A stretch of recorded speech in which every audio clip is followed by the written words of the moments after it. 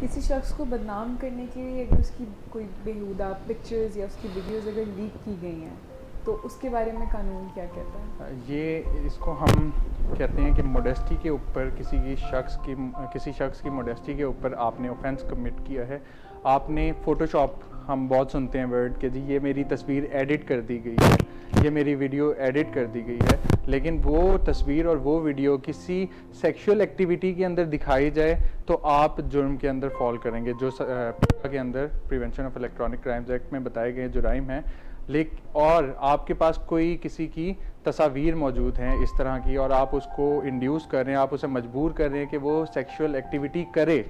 आपके साथ या किसी और के साथ, आप किसी को इंड्यूस मजबूर कर रहे हैं, तो तब भी आप जुर्म कमिट कर रहे हैं और इसकी सज़ा जो है वो 5 साल है। लेकिन